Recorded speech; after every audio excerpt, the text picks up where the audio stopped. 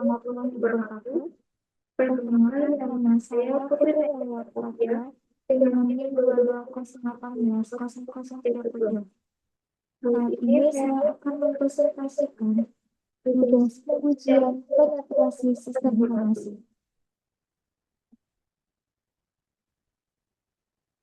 Nah, pada saat pertama, bedanya kejahatan siber dan pertemuan awal komputer pada tahun 1940 sampai 1980 di era ini. Kejahatan siber merujuk pada tindakan kriminal yang dilakukan menggunakan komputer atau jaringan internet. Meskipun istilah kejahatan siber baru muncul seiring dengan perkembangan teknologi sistem informasi, beberapa bentuk kejahatan yang dapat dianggap sebagai cikal bakal kejahatan siber sudah ada sejak awal menggunakan komputer. Salah satunya contoh awal kejahatan siber pada tahun 1980 ketika seorang hacker bernama Timothy mulai mengeksploitasi sistem komputer. Dia dikenal karena kemampuannya untuk membobol jaringan dan mencuri informasi. Dan pada tahun 1996, Nick ditangkap karena mencuri pangkat lunak di perusahaan-perusahaan besar. Kasusnya menjadi salah satu yang paling terkenal dan memiliki potensi risiko yang ditimbulkan oleh kejahatan siber. Dan di era Yunani kuno, meskipun tidak ada teknologi komputer atau internet, masyarakat sudah mulai memikirkan konsep keadilan dan hukum. Filsuf seperti Plato dan Aristoteles membahas etika keadilan dan bagaimana masyarakat seharusnya diatur. Mereka mengembangkan ide-ide tentang tanggung jawab individu dan konsekuensi dari tindakan yang merupakan dasar bagi sistem hukum modern. Meskipun tidak ada kejahatan siber di era Yunani, beberapa prinsip yang dibahas oleh para filsuf tersebut dapat diterapkan pada pemahaman cepat tentang kejahatan dan tanggung jawab dunia digital. Saat ini, misalnya, konsep keadilan dan tanggung jawab individu dalam bertindak dapat diterapkan pada perilaku pengguna internet dan bagaimana mereka harus bertanggung jawab atas tindakan mereka di dunia. Pada soal 2, hubungan kripto dengan cyber security. Nah, kriptokurensi dan keamanan siber memiliki hubungan yang erat, di mana teknologi blockchain yang berdasari kriptokurensi menawarkan lapisan keamanan yang kuat untuk transaksi digital. Namun, anonimitas dan sifat desentralisasi kriptokurensi juga dapat menimbulkan tantangan bagi keamanan siber, seperti potensi penyalahgunaan untuk aktivitas ilegal.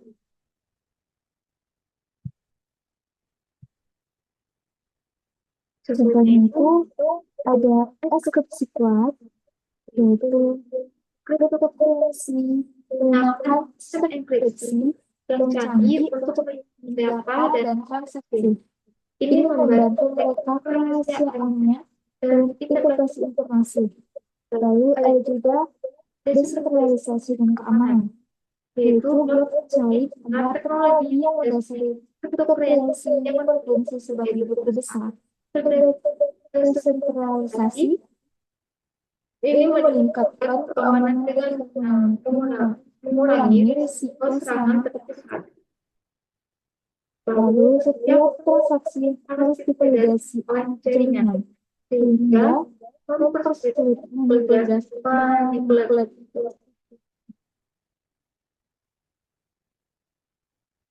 Lalu, ancaman keamanan siber yaitu serangan 50%. Jika sekelompok penyerang penguasa lebih dari 50%, kekuatan jaringan Mereka dapat manipulasi transaksi yang dapat merusak kepercayaan terhadap cryptocurrency. Lalu ada phishing dan penipuan. Nah, pengguna cryptocurrency sering menjadi target serangan phishing di mana penyerang mencoba mencuri informasi pribadi atau akses ke dalam kebijakan. Lalu perlunya keamanan yang kuat. Dengan meningkatnya penggunaan cryptocurrency, penting untuk menerapkan langkah-langkah keamanan siber yang kuat untuk melindungi aset digital. Seperti pengguna harus menyadari risiko dan menggunakan praktik terbaik, seperti autentikasi, dua faktor, dan penyimpanan dokumen yang aman. Nah, selanjutnya, kejahatan kasus pada tahun 1980 sampai tahun 2000 sehingga terciptanya cybersecurity. Kasus-kasus kejahatan siber yang terjadi pada tahun 1980 hingga 2000 menunjukkan bagaimana teknologi dapat disalahgunakan dan pentingnya keamanan siber. Insiden ini mendorong perusahaan, pemerintahan, dan individu untuk lebih memperhatikan keamanan informasi dan mengembangkan strategi untuk melindungi data dan sistem mereka. Akibatnya, keamanan siber mulai menjadi fokus utama dalam mengembangkan teknologi dan kebijakan di seluruh dunia.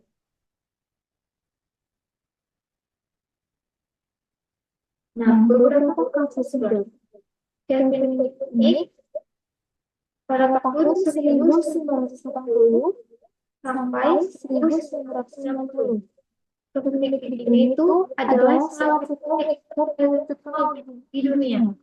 Dia mulai melakukan peretasan pada akhir 1990 dan menjadi buronan FBI pada awal 1990. McNick berhasil membawa sistem komputer dari beberapa besar seperti Nokia dan Motorola mencuri perangkat lunak dan data sensitif. Selanjutnya ada mafia boy pada tahun 2000.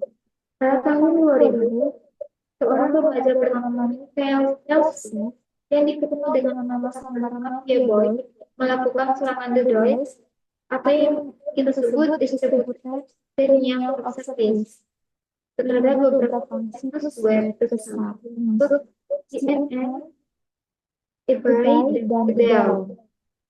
Serangan ini menyebabkan gangguan layanan signifikan. Lalu, ada serangan Melissa virus pada tahun 1999. Nah, virus Melissa ini adalah salah satu virus komputer pertama yang menyebar melalui email. Virus itu menginfeksi komputer dan mengirimkan kelainan dirinya ke kontak di buku alamat pengguna. Virus ini menyebabkan kerugian finansial yang besar bagi perusahaan organisasi. Ada juga pelanggaran data Yahoo pada tahun 1999. Nah, virus Yahoo juga dikenal sebagai singkatan I love you, penyebaran melalui email dan subjek yang menarik perhatian. Ketika pengguna membuka layar, virus ini menginfeksi komputer dan mengirimkan salinan dirinya ke semua kontak di buku alamat. Virus ini juga menyebabkan kerugian miliaran dolar di seluruh dunia. Nah, selanjutnya, bagaimana serangan DDoS terjadi di Estonia? Nah, serangan DDoS di Estonia terjadi antara 27 April hingga 18 Mei 2007. Menargetkan infrastruktur siber negara tersebut, termasuk situs web, pemerintahan, dan bank. Serangan ini menyebabkan gangguan besar dalam layanan online dan komunikasi pencegahan serangan DDoS. Dapat dilakukan dengan menggunakan teknologi seperti firewall, sistem deteksi intrusi, dan layanan mitigasi DDoS yang dapat mengidentifikasi dan memblokir lalu lintas berbahaya. Selain itu, meningkatkan kesadaran dan pelatihan keamanan siber juga penting. Nah, cara pencegahan serangan DDoS itu ada penggunaan firewall dan sistem deteksi intrusi. Nah, ini memasang firewall yang kuat dan sistem deteksi intrusi dapat membantu memfilter lalu lintas berbahaya sebelum mencapai server. Lalu ada layanan mitigasi DDoS. Ini menggunakan layanan mitigasi DDoS dari penyedia pihak ketiga yang dapat mendeteksi dan memblokir lalu lintas berbahaya secara real time. Lalu ada peningkatan infrastruktur. Ini juga membangun infrastruktur yang dapat dibuat secara realistis untuk menangani lonjakan lalu lintas yang tidak terduga. Nah, selanjutnya, bagaimana cara kerja Action? Nah, Admimo Action adalah contoh yang menarik dari teknologi kriptografi yang kompleks. Cara kerjanya yang melibatkan Tor, Bluebird, dan Reflector menciptakan sistem enkripsi yang sangat aman pada masanya. Namun, upaya untuk menekan kode Enigma menunjukkan bahwa dengan cukup dedikasi dan inovasi, bahkan sistem yang paling rumit pun dapat dibacakan seperti bookmark message copy. Nah, sekian dari presentasi tugas saya. Jika ada apa yang salah, saya mohon maaf. Wabillahi taufiq wal hidayah. Wassalamualaikum warahmatullahi wabarakatuh.